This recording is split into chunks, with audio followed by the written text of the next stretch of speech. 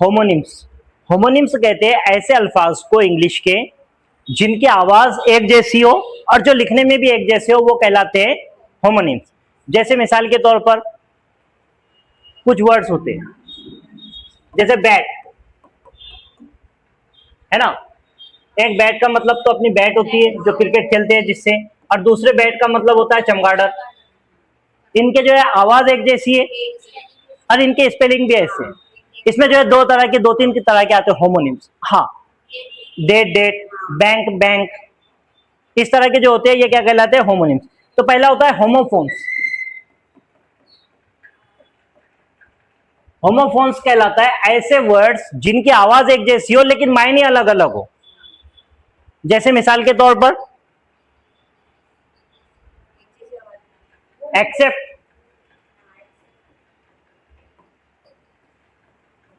Accept, दोनों की आवाज एक जैसी है लेकिन क्या है दोनों के, हाँ, वन वन, समझ में आया? दोनों के क्या है स्पेलिंग अलग अलग है लेकिन आवाज एक जैसी है। ये क्या कहलाता है? होमोफोन्स। होमोफोन्स का मतलब होता है आवाज। होमोफोन्स मतलब क्या? ऐसे अल्फाज जिनकी आवाज एक जैसी हो, वो क्या कहलाते हैं? होमोफोन्स। दूसरा होता है होमोग्राफ। होमोनिम्स में दूसरा होता है होमोग्राफ। होमोग्राफ, ग्राफ कहते हैं लिखने को। होमोग्राफ मतलब क्या? ऐसे अल्फाज जिनके स्पेलिंग एक जैसे हो, वो क्या कहलाते हैं? होमोग्राफ। जैसे मिसाल के तौर पर बैंक, बैंक, पहले का मतलब हो गया अपना बैंक जिसमें पैसे जमा करते हैं। दूसरे का मतलब हो गया नदी का किनारा, बैंक। एक हो गया क्रिकेट, सेम स्पेलिंग, ये क्रिकेट। पहले क्रिकेट का मतलब हो गया क्रिकेट जो हम खेलते हैं, जो गेम है। दूसरा है क्रिकेट मतलब एक कीड़ा, समझ में आया? मतलब होमोग्राफ जो दिखने में एक जैसे, लिखने में एक जैसे, इनके स्पेलिंग एक जैसे लेकिन इनके मायने अलग है, वो क्या कहलाते हैं? होमोग्राफ। तीसरी कैटेगरी आती है परफेक्ट होमोनिम्स।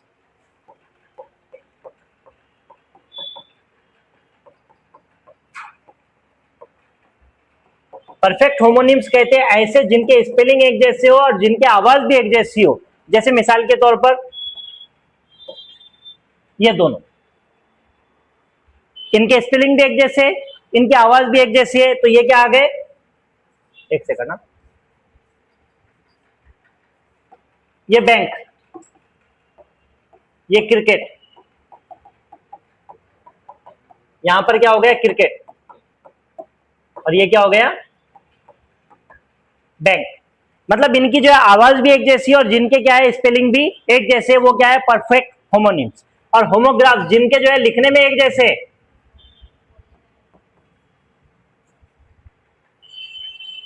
जैसे मिसाल के तौर पर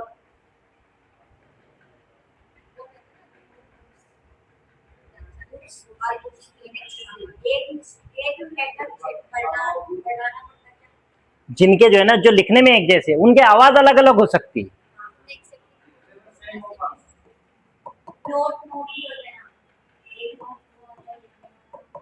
नोट, ये उसमें आता है, होमोनिम्स में आता है, जिनके स्पेलिंग भी एक जैसे और जिनके मायने भी एक जैसे। अब इसमें आ गया होमोग्राफ। होमोग्राफ का मिसाल जो है ना ऐसा समझो, जैसे मिसाल के तौर पर जिनके जो है आवाज तो एक जैसे है लेकिन स्पेलिंग अलग अलग है। जो लिखने में एक जैसे, जो सॉरी जिनके जो है ना स्पेलिंग एक जैसे लेकिन आवाज अलग है। जैसे लिव, लाइफ, स्पेलिंग एक है, लिखने में एक जैसे, लेकिन इसको क्या पढ़ेंगे? ये लिव है, ये लाइव है, दोनों में फर्क आ गया। ये क्या कहलाते हैं? Homograph.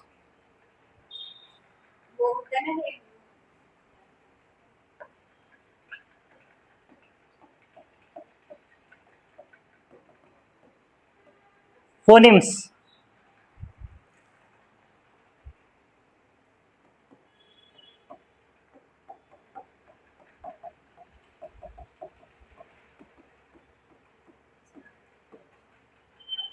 Smallest unit of sound, आवाज का सबसे छोटा जो यूनिट है वो क्या कहलाता है? जैसे मिसाल के तौर पर पी बी, पैट बैट, ये पी और बी जो है ये क्या है, फोनिम्स है, स्मॉलेस्ट यूनिट ऑफ साउंड, जिस सबसे छोटा आवाज का सबसे छोटी जो इकाई है वो क्या है, फोनिम्स है। फोनोलॉजी,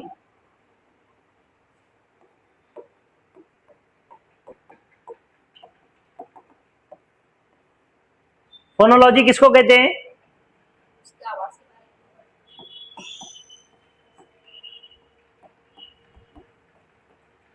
हाउ साउंड फंक्शन,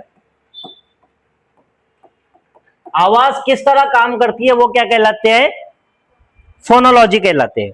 कोई भी जबान में आवाज किस तरह काम करती है वो क्या कहलाती है, फोनोलॉजी कहलाती है। फोनेटिक्स,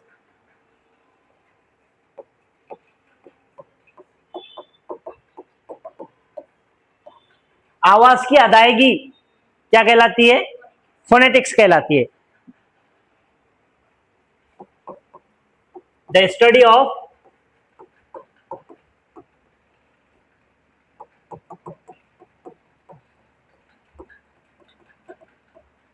फिजिकल प्रोडक्शन और ट्रांसमिशन,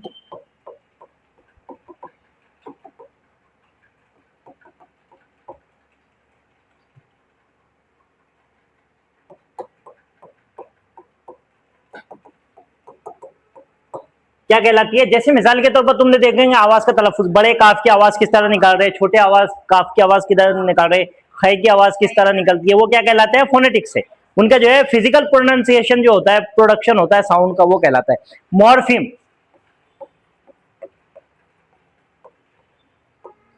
इन सब पर सवालात आ चुके हैं। मॉर्फिम, स्मॉलेस्ट मीनिंगफुल यूनिट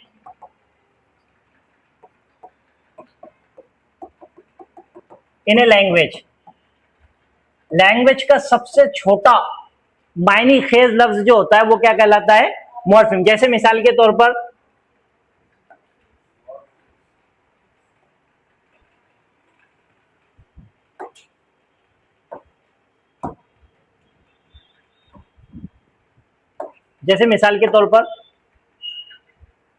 यहां ही इसकी मिसाल देखना पड़ेगा।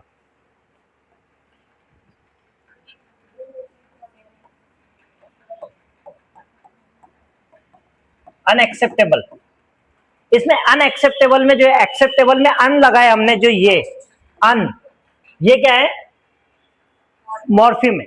मतलब ये छोटी सी इकाई है जो अल्फाज के मायने बदल दे रही है।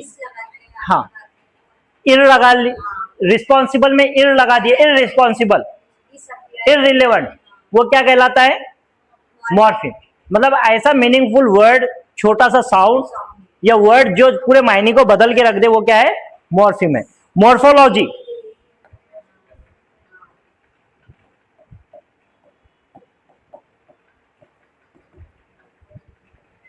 मॉर्फोलॉजी, मॉर्फिम समझ में आ गया, मीनिंगफुल यूनिट ऑफ वर्ड या फिर लैंग्वेज।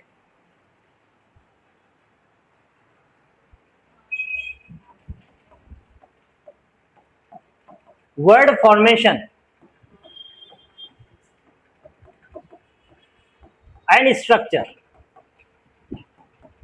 ये क्या कहलाती है, मॉर्फोलॉजी। जैसे मिसाल के तौर पर टीच, टीचर,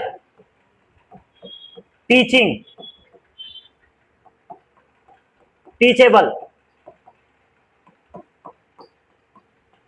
टीचेबिलिटी, एक ही वर्ड से जो है वर्ड के जो बनना कहलाता है वो क्या कहलाता है, मॉर्फोलॉजी। ठीक है। Syntax,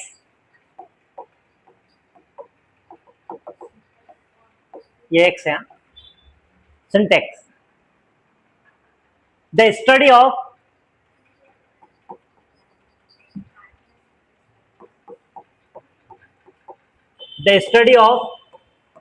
sentence structure, sentence structure की जो स्टडी है वो क्या कहलाती है, सिंटैक्स कहलाती है। जैसे मिसाल के तौर पर subject plus verb plus object बराबर है। ये क्या कहलाता है? सिंटेक्स कहलाता है। इसमें जो है फॉलर करके जो है ना एक लिंग्विस्टिक है, साइकोलॉजी, ये है एजुकेशनिस्ट, उसके जो है सबसे ज्यादा स्ट्रक्चर इसमें इंग्लिश में मशहूर है। तकरीबन 175 स्ट्रक्चर है उसके दिए हुए, सबसे ज्यादा structure. Subject plus verb plus object, ये एक हो गया। इस तरह के अलग अलग जो है तुम इसमें बोल सकते हैं। प्लेन इन्फिनेटिव, इन्फिनेटिव, उसके बाद में कॉजेटिव, अलग अलग स्ट्रक्चर है। तो सिंटेक्स जो है, स्टडी ऑफ सेंटेंस स्ट्रक्चर क्या कहलाता है? सिंटेक्स कहलाता है। सिमेंटिक्स,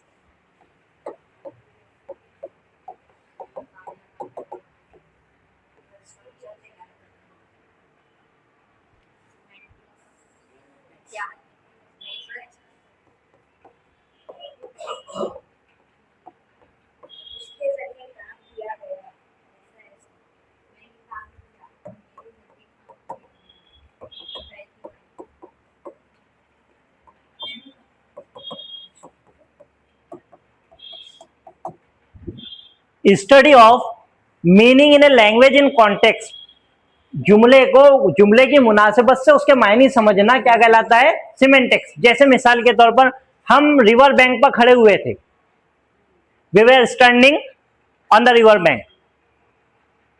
अब यहां पर बैंक के मतलब क्या हो गया? किनारा हो गया। हम यहां पर बैंक का मतलब वो समझ रहे क्या? नहीं, है ना। There are lot of games and sports over here, the student used to play cricket, football. यहां पर क्रिकेट का मतलब क्या है? गेम है। यहां पर क्रिकेट का मतलब वो क्रिकेट है क्या? कीड़ा वगैरह कुछ नहीं। while you are playing cricket you have to hold the bat properly। अब यहां पर बैट का मतलब जो चिमगाडर है या फिर जो है बैट है। तो जुमले के मुनासिबत से, कॉन्टेक्स्ट के मुनासिबत से उसके मायने समझना क्या कहलाता है? सिमेंटिक्स। हाँ, जुमले की मुनासिबत से।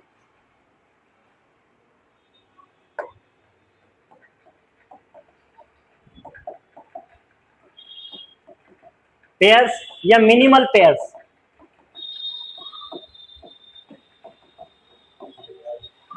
कॉन्ट्रास्टिव पेयर या मिनिमल पेयर किसको कहते हैं पता है?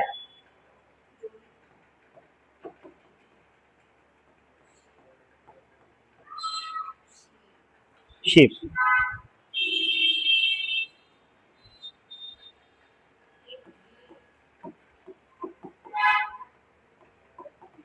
बैट।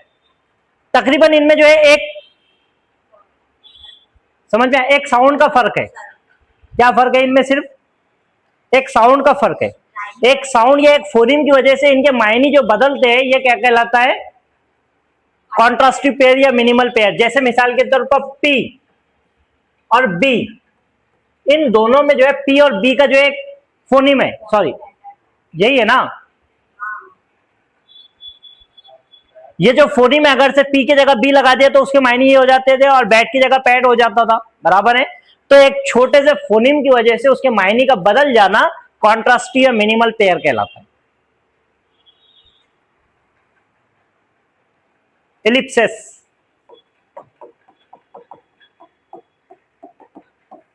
इलिप्सिस कहते हैं जब हम जानबूझकर सोच समझकर कुछ अल्फाज को हज़फ कर लेते हैं, वो क्या कहलाते हैं? इजफ्स। इलिप्सिस। वांट सम टी, इसका क्या मतलब है? तुम क्या समझे? वांट सम टी, बराबर। एक एक जुमला है, वांट सम टी। इस तरह का तो इंग्लिश में कोई स्ट्रक्चर ही नहीं है। इसको अगर से लिखना रहा तो कैसा होता है? Do you want some tea. तो ये जो डू यू को हमने जो हज़फ कर दिए, उसकी जगह शॉर्ट में हमने बोले वांट सम टी और उसको समझ भी गए, ये कहलाता है इलिप्सिस। शॉर्ट में जरूरत के एतबार से कुछ जुमलों को जो है हज़फ कर देना क्या कहलाता है? इलिप्सिस कहलाता है। डायलेक्ट,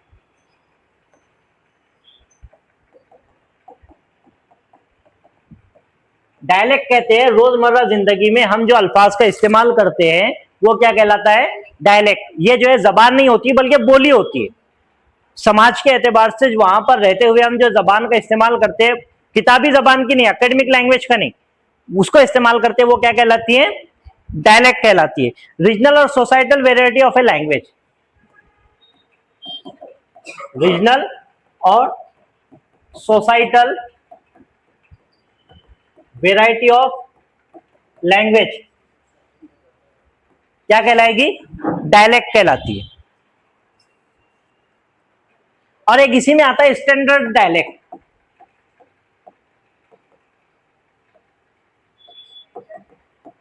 डायलेक्ट स्टैंडर्ड डायलेक्ट होता है द प्रेस्टीज और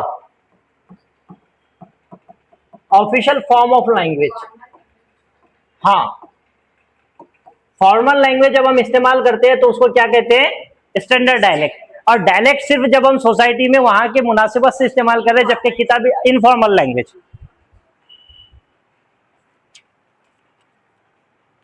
रियालिया,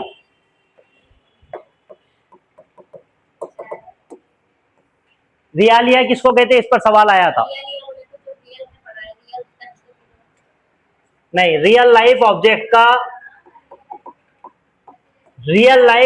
का जब जो है टीचिंग में इस्तेमाल किया जाता है तो वो क्या कहलाता है?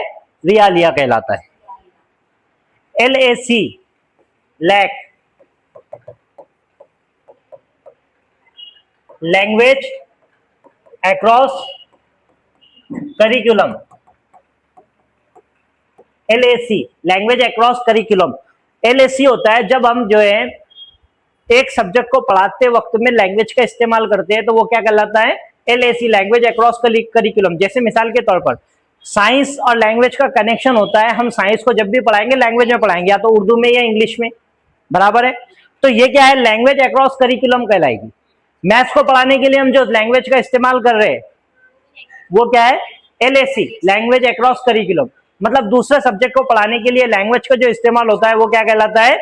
LAC, language across curriculum. Sight words,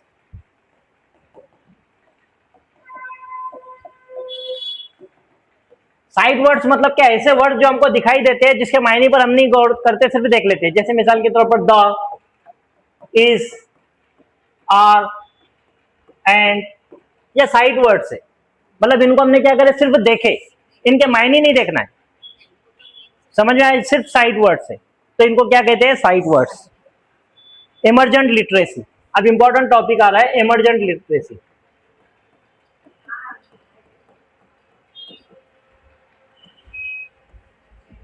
emergent literacy कहते हैं जब जो है बच्चा स्कूल से बर्थ से लेकर स्कूल में आने तक 4 या 5 साल की उम्र का होने तक बच्चा जो नेचुरली सीखता है पढ़ना लिखना, वो क्या कहलाता है?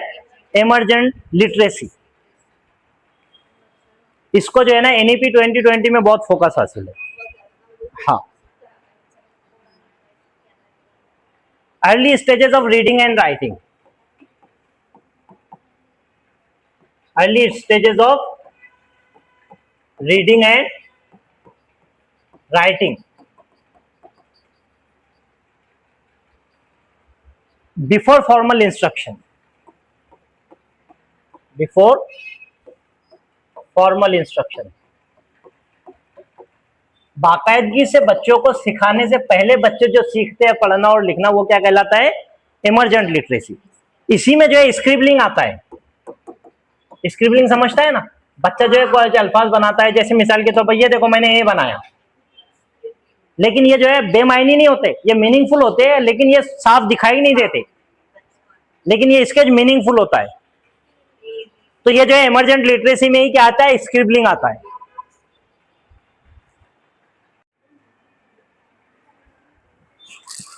प्री लिटरेट स्टेज, इसमें क्या होता है?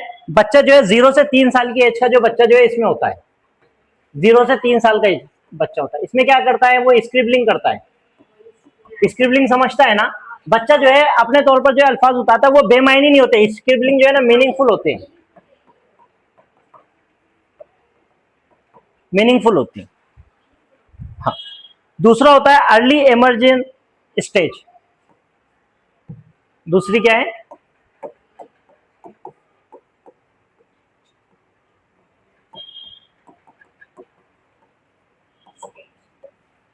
अर्ली इमर्जेंट स्टेज होती है, ये 3 से 4 साल की होती है।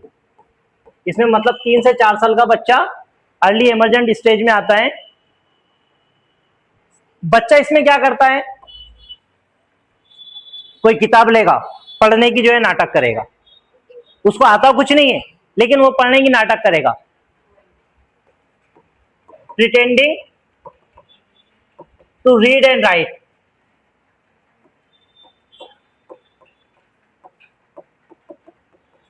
बच्चा जो पढ़ने की नाटक करता है वो अर्ली इमरजेंट स्टेज कहलाती है, तकरीबन 3 से 4 साल की होती है। फिर होती है इमरजेंट स्टेज।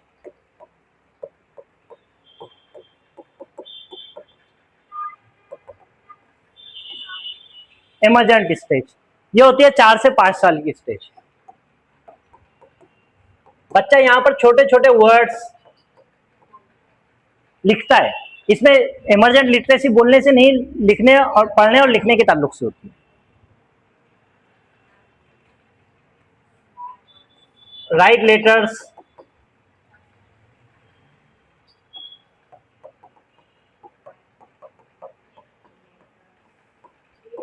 वर्ड्स ये लिखता है। और चौथी स्टेज आती है इसकी early conventional stage.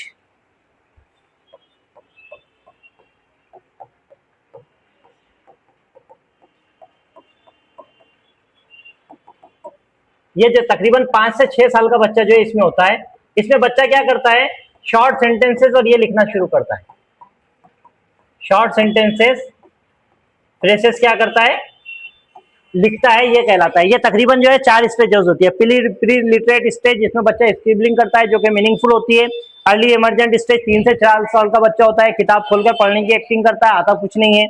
Emergent stage 4 से 5 साल की होती है, बच्चा जो है लेटर्स और वर्ड्स लिखता है, जैसे बालवाड़ी और पहली का जो बच्चा हो रहा है। और फिर जो है थोड़ा अर्ली कन्वेंशनल स्टेज, बच्चा तकरीबन अब पहली में चला गया होता है, वो होता है शॉर्ट सेंटेंसेस और फ्रेसेस। बच्चा क्या करता है, पढ़ना और लिखना शुरू करता है, वो क्या कहलाता है, अर्ली कन्वेंशनल स्टेज। एनईपी 2020 में इसको बहुत ज्यादा अहमियत दिया है और एनईपी 2020 का कहना है कि इसको जो है वाइज इन्वेस्टमेंट बोल रहा है, इसको वाइज इन्वेस्टमेंट, वाइज इन्वेस्टमेंट। मतलब कि बच्चों को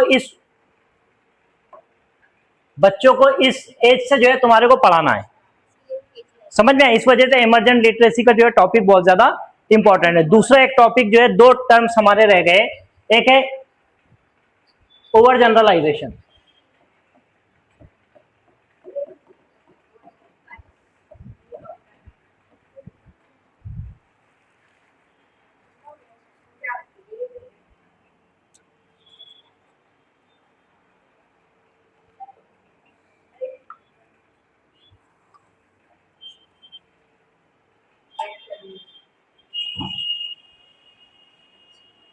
ओवर जनरलाइजेशन का मतलब होता है कि बच्चे ने कोई रूल सीखा और उसको जो है आगे वैसा का वैसे ही अपना दिया, थोड़े से भी फेरबदल किए बगैर, वो क्या कहलाता है, ओवर जनरलाइजेशन। जैसे मिसाल के तौर पर, ये मैथ्स में भी हमारे को बार बार देखने को मिलेगा। जैसे मिसाल के तौर पर एक्सेप्ट, इसका सेकंड और थर्ड फॉर्म क्या आता है, एक्सेप्टेड, बराबर है। Like, liked. अब ये इस तरह बच्चे ने समझा कि हर वर्ब के आखिर में ईडी लगा देते हैं, तो उसने क्या किया, गो को भी जाके क्या कर दिया, गोट कर दिया। ये हो गया बच्चे का यहां पर ये निकालना, ये कहलाता है ओवर जनरलाइजेशन। उसको रूल तो पता था लेकिन रूल को उसने आगे बढ़ाकर बगैर सोचे समझे वैसा का वैसे ही अप्लाई कर दिया और थोड़ी सी उससे गलती हो गई, वो क्या कहलाता है, ओवर जनरलाइजेशन कहलाता है। उसके बाद का टॉपिक है हमारा first generation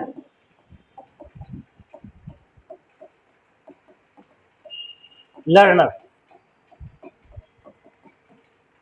first generation learners ऐसे लर्नर्स होते हैं जिनके खानदान में से पहले किसी पीढ़ी ने नहीं पढ़ा, उनकी पीढ़ी के, उनकी नस्ल के वो पहले शख्स है जो पहली मर्तबा स्कूल जा रहे हैं, वो कहलाता है फर्स्ट जनरेशन लर्नर्स।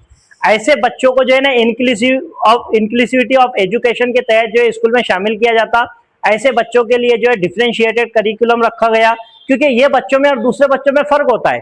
ऐसे बच्चे जिनके पेरेंट्स जो है पढ़े लिखे हैं, वो बच्चे जो है घर से पढ़कर आते हैं, उनको चीजें अगर से कोई तकलीफ या कोई प्रॉब्लम हो रही है तो पेरेंट्स सॉल्व कर सकते हैं, लेकिन इन बच्चों को जो है सॉल्व करने के लिए कोई घर पर नहीं होता। तो ऐसे बच्चों के लिए टीचर को खास ध्यान रखना चाहिए, इंडिविजुअल डिफरेंसेस का ध्यान रखना चाहिए और बच्चों को जो है थोड़े बहुत उनसे गलतियां जो होती है उनको जो है करेक्ट करना चाहिए। और दूसरा, इंक्लूसिव ऑफ एजुकेशन के तहत, इंडिविजुअल डिफरेंसेस के तहत ये बच्चों को जो है खास तौर पर जो है ध्यान देना चाहिए, क्योंकि इनके करेक्शन के पीछे दूसरा ऑप्शन नहीं है। ये जहां पर जो स्कूल में उतने ही देर वो स्कूल में रहकर सीखते और समझते हैं, जबकि घर में जाकर एकेडमिक वर्क जो है उनसे कंप्लीट नहीं किया जा सकता, क्योंकि उनके घर में पढ़ने लिखने वाला दूसरा कोई नहीं है। तो फर्स्ट जनरेशन कहलाते हैं। इस पर सवाल आया था लास्ट टाइम। ऐसे बच्चे जिनके घर से कोई नहीं गया पढ़ने के लिए, सिर्फ पहली मर्तबा वो स्कूल में जा रहे, तो ऐसे बच्चों को क्या कहते हैं? First generation learners.